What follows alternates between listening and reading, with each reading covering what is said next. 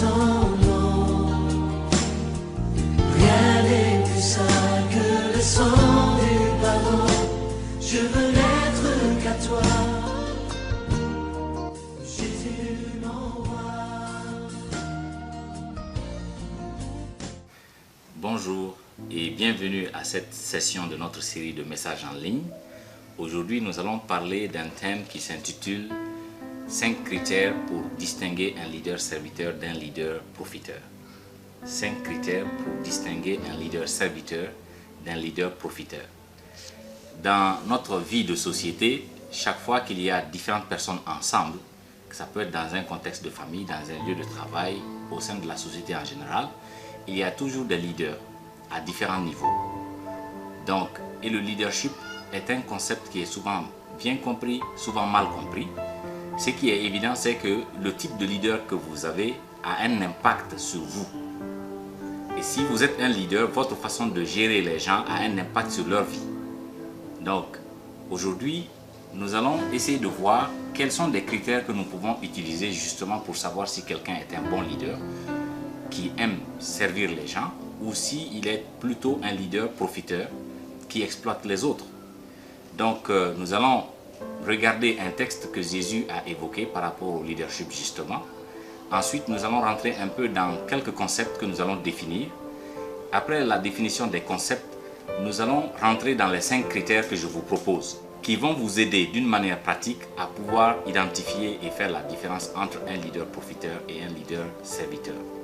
Ensuite, nous allons finir par une illustration graphique pour aider à retenir facilement le concept. Venons au texte que Jésus a évoqué quand il était avec ses disciples. Dans Matthieu chapitre 20, verset 25, je lis ici, Jésus les appela et dit, « Vous savez que les chefs des nations les tyrannisent et que les grands les asservissent. Il n'en sera pas de même au milieu de vous. Mais quiconque veut être grand parmi vous, qu'il soit votre serviteur. » Verset 27, « Et quiconque veut être le premier parmi vous, qu'il soit votre esclave. » Verset 28, « C'est ainsi que le Fils de l'homme est venu, non pour être servi, mais pour servir et donner sa vie comme la rançon de plusieurs. » Dans ce texte de Jésus, je veux attirer votre attention sur un certain nombre de mots-clés. Le premier, c'est qu'il parle de leadership du monde. En général, il s'agit ici des hommes politiques, des dirigeants des organisations qui travaillent, n'est-ce pas, à but lucratif en général, ou qui travaillent dans d'autres domaines, qui dirigent les gens. Et Jésus a constaté que la plupart de ces dirigeants tyrannisent leurs membres ou leurs personnes qu'ils gèrent, les gens qui dépendent d'eux. Le deuxième mot qu'il a dit, c'est asservir. Les dirigeants aiment asservir. Nous allons nous intéresser bientôt à cette définition. Et Jésus dit plutôt que, au lieu de tyranniser les gens, au lieu de les asservir, nous devons, si nous sommes leaders, servir les gens.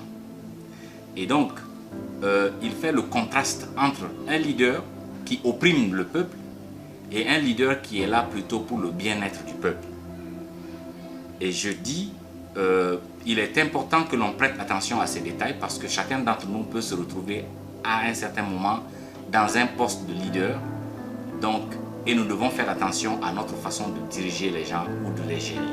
Donc, nous allons nous intéresser maintenant à des concepts. Il y a 4 concepts que je vais essayer de définir pour attirer notre attention sur le contenu justement de ces mots. Le premier, c'est le leader. Le dictionnaire définit le mot leader comme étant une personne qui, à l'intérieur d'un groupe, prend la plupart des initiatives, mène les autres membres du groupe ou détient le commandement. Vous voyez que cette définition est générale, elle s'applique aux entreprises, elle s'applique aux organisations, elle peut s'appliquer à un gouvernement, elle peut s'appliquer même dans une famille. Et donc, si nous prenons cette définition, ça veut dire chaque fois que vous vous retrouvez à un niveau où vous prenez des décisions qui influencent les autres, vous êtes un leader. Par exemple, un papa est un leader dans sa famille. Une maman est un leader pour ses enfants. Un grand frère, avec ses jeunes frères ou ses jeunes sœurs, est un leader. Donc, dans un grain ou dans un groupement de personnes, quel que soit ce groupement, il y a toujours des responsables. Comprenons donc le leader comme cela. Quand on parle de leader dans ce contexte, ne voyons pas seulement les présidents, les ministres, les députés, bien que ce soit des leaders politiques qui sont les plus connus. Le deuxième mot, c'est le mot tyranniser que Jésus a utilisé. Jésus a dit, les chefs des nations les tyrannisent. Le mot tyranniser signifie abuser de son pouvoir, de son autorité, de manière oppressive. Quand on regarde la télé aujourd'hui, on voit beaucoup de nations, parmi les nations du monde, où des présidents, des dirigeants, n'est-ce pas, utilisent la force publique pour brimer le peuple, pour tuer les gens. Ce type de gouvernance est ce que Jésus qualifie ici de tyran. C'est un mauvais style de leadership. Quand on est responsable d'un peuple, on n'est pas là pour tyranniser le peuple, mais on est là pour servir le peuple comme Jésus l'a dit. Mais évidemment, beaucoup de tyrans se trouvent dans les familles même. Des chefs de famille tyrans, des chefs d'entreprise tyrans, des chefs d'organisation, même des organisations de développement. J'en ai vu des responsables qui se comportent comme des tyrans, qui exploitent les autres, qui les dominent et qui n'ont aucun égard pour l'être humain. Donc faisons attention, ce mot est important. Le leadership n'est pas fait pour tyranniser. Le troisième mot, c'est asservir. C'est un mot que Jésus a utilisé également. Il a dit que les dirigeants asservissent leur peuple. Le mot asservir signifie réduire quelqu'un, une collectivité, à la servitude, à un état de dépendance complète. Cela signifie qu'on essaye de déconnecter le peuple de sa liberté et de sa capacité à décider de son avenir, à prendre ses propres initiatives. On contrôle en fait les gens qui sont sous notre responsabilité. Donc parfois, dans les nations, on voit beaucoup cela. Les gens n'ont pas la liberté d'aller et de revenir, de faire les choix qu'ils veulent. Dans certaines communautés, surtout dans les communautés ethniques ou dans certains groupes religieux, tu n'as pas le choix de choisir ton mari ou ta femme. On te l'impose. Gare à toi si tu refuses. Ça, on le sait. Il y a aussi, dans certaines familles, bien sûr, le contrôle est tel que les gens sont comme des esclaves qui vivent dans un enclos. Ce type de comportement est justement ce que Jésus a dit qu'il ne faut pas faire. Par contre, il y a le mot servir, qui est notre dernier mot que nous allons essayer de définir. C'est s'acquitter envers quelqu'un, une collectivité, de certaines obligations, leur consacrer son activité. Donc le mot servir ici a le sens de se rendre utile aux autres et pour le bien des autres. Ça va dans le sens contraire de profiter des gens. C'est une chose que de servir les gens pour leur bien et une autre chose que d'exploiter les gens pour son propre bien. Donc faisons bien attention à ces concepts. Donc nous allons nous intéresser maintenant aux 5 critères que je vous propose qui peuvent vous aider à savoir si vous-même vous êtes leader, profiteur ou serviteur. Ces critères peuvent vous aider aussi à savoir si vous êtes dans un groupe. Est-ce que votre leader, il est profiteur ou bien il est serviteur? Donc je vous invite à prêter attention à chacun de ces 5 critères. Le premier de ces critères, c'est par rapport à l'autorité et par rapport aux fonctions. Quand vous êtes avec un leader profiteur, il n'aime pas déléguer son autorité. Il n'aime pas repartir le travail avec les autres. Il aime centraliser l'autorité. Il aime donner son aval à tout avant qu'on exécute les choses. Ce type de comportement reflète justement le caractère d'un leader qui est obsédé par le pouvoir, donc qui est profiteur. Par contre, un leader serviteur est quelqu'un qui aime déléguer l'autorité. Il aime faire confiance aux gens. Il leur permet justement de prendre des initiatives, de faire des choses et même de commettre des erreurs. Et il les aide à se corriger pour qu'ils soient perfectionnés avec le temps. C'est 2 paradigmes complètement opposés. Le deuxième critère que je vous donne, ce sont les attitudes vis-à-vis des autres. Si vous avez un leader profiteur, vous allez constater qu'il aime utiliser les gens. En fait, un leader profiteur utilise les gens exactement comme une chaussure ou comme une chemise ou comme une moto. Quand il n'a plus besoin de vous, il vous jette à côté et il passe à autre chose. Ça, c'est le comportement d'un leader profiteur.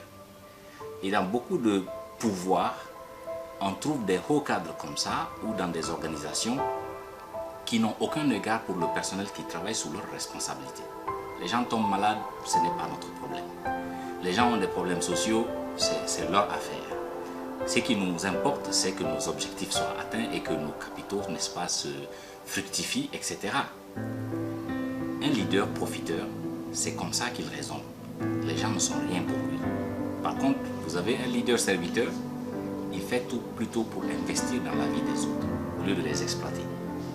Et investir dans la vie des autres signifie qu'il s'intéresse à leur formation, il s'intéresse à leur bien-être, il s'intéresse à leur santé, tout ce qui peut leur aider à maintenir un équilibre dans la vie et à être productif, à être épanoui dans la vie.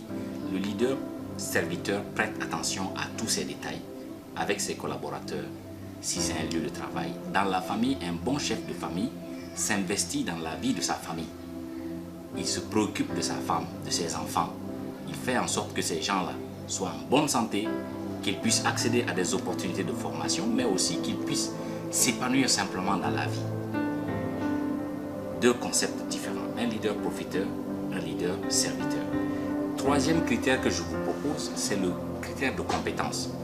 Quand vous avez un leader profiteur avec vous, il aime impressionner les gens par son savoir-faire, par son talent, par la qualité de ce qu'il fait, etc. Mais si vous l'observez très bien, vous allez constater qu'il n'aime pas former les gens.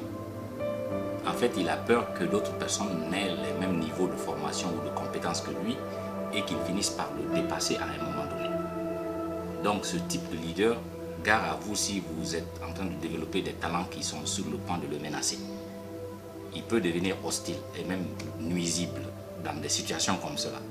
Par contre, quand vous avez un leader serviteur, vous allez constater que c'est quelqu'un qui aime former les gens.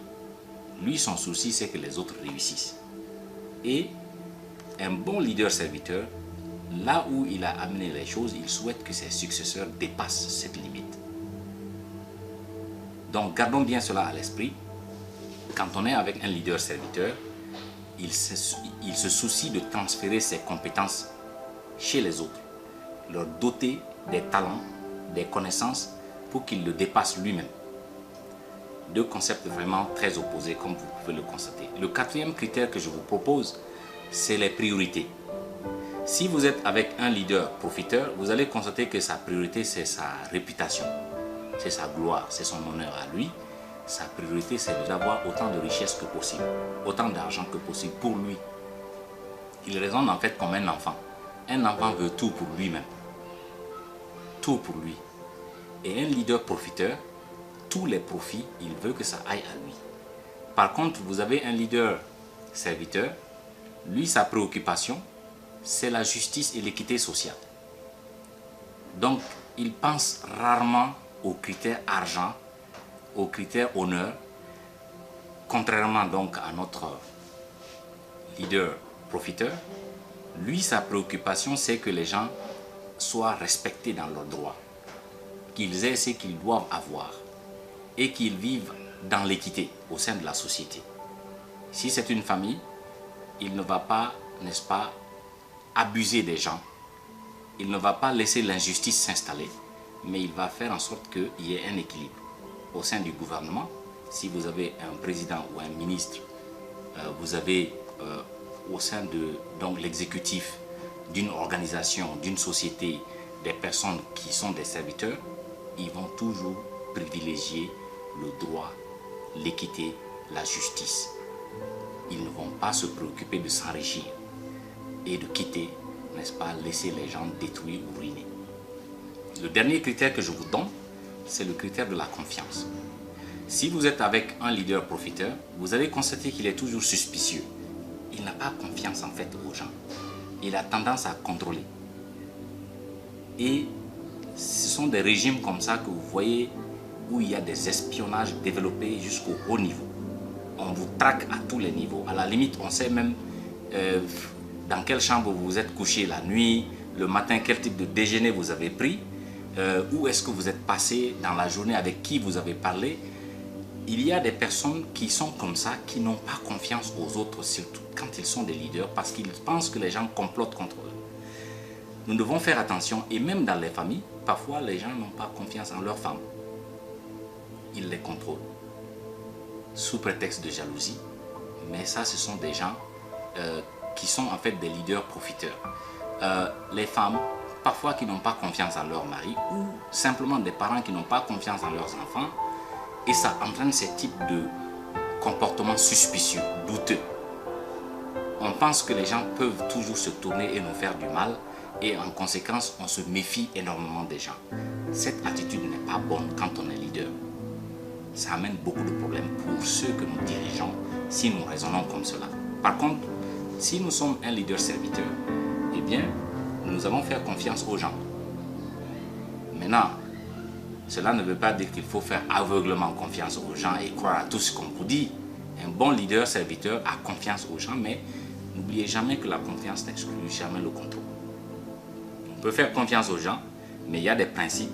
Il faut s'assurer que les gens sont en train de respecter ces principes. Et quand les gens dévient des principes, il faut vous rassurer que ce ne sont pas des premiers pas justement de trahison ou d'autres types de comportements qui peuvent nuire au groupe et qui peuvent entamer la vie du groupe.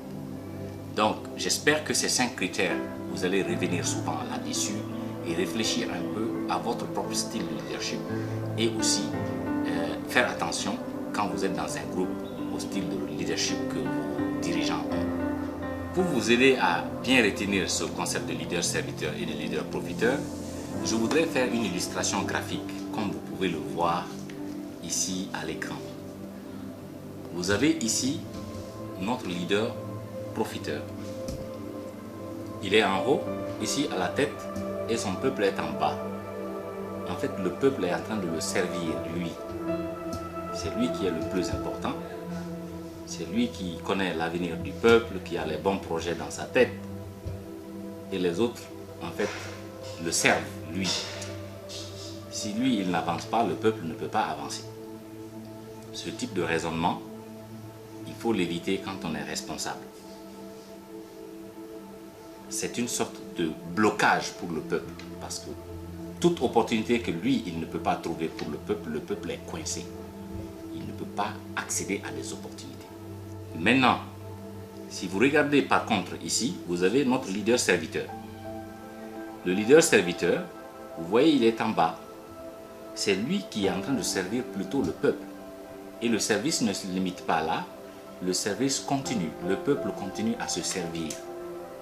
Donc lui, leader, est comme quelqu'un qui s'investit dans la vie des autres et qui les aide à comprendre cette logique de réinvestissement continu.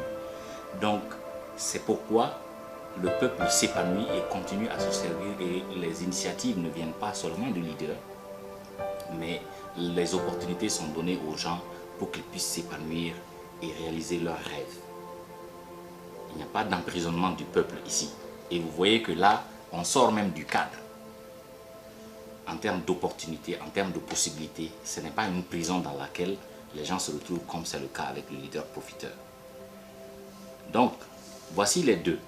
Si vous êtes responsable d'une famille ou d'un groupe de personnes, que vous soyez un responsable politique ou associatif ou d'une entreprise, faites attention, le leader profiteur est quelqu'un qui exploite son peuple. Pour lui, tant que lui il ne réussit pas, le peuple ne peut pas réussir. Par contre, le leader serviteur est quelqu'un qui a comme premier souci le bien-être de son peuple, mieux servir son peuple pour l'épanouissement du peuple. Si vous gardez cela à l'esprit, ces deux images, et à chaque fois vous vous réexaminez vous-même, vous allez être une bénédiction pour les gens au lieu d'être une malédiction pour eux. Donc, merci pour votre attention. J'espère que ces conseils par rapport au leadership profiteur ou au leadership serviteur vont vous être utiles dans votre avenir, quels que soient les niveaux de responsabilité que vous aurez, à quelque niveau que ce soit. Et je vais finir par la prière. Éternel, merci parce que c'est toi qui as créé le monde, tu as créé les hommes, et c'est toi qui as décidé que chaque fois qu'il y a des hommes et des femmes ensemble, il y ait des responsables, des dirigeants. Le monde a connu des dirigeants tyrans, comme Jésus l'a indiqué, et le monde continue de connaître des tyrans. Seigneur, nous voulons te prier afin que tu puisses aider nos auditeurs, afin que eux, ils ne soient pas un de ces tyrans, mais également qu'ils puissent comprendre les mécanismes qui sont derrière ces tyrans et leur tyrannie, et qu'ils puissent éviter d'être esclaves d'être asservi, d'être, n'est-ce pas, manipulé par ces réseaux de tyrans qui n'ont aucun égard pour l'être humain. Nous prions cela au nom de Jésus. Amen. Merci pour votre attention et nous allons nous retrouver pour la prochaine édition. Rien n'est plus sain que le sang du pardon. Je veux n'être qu'à toi. Jésus m'envoie.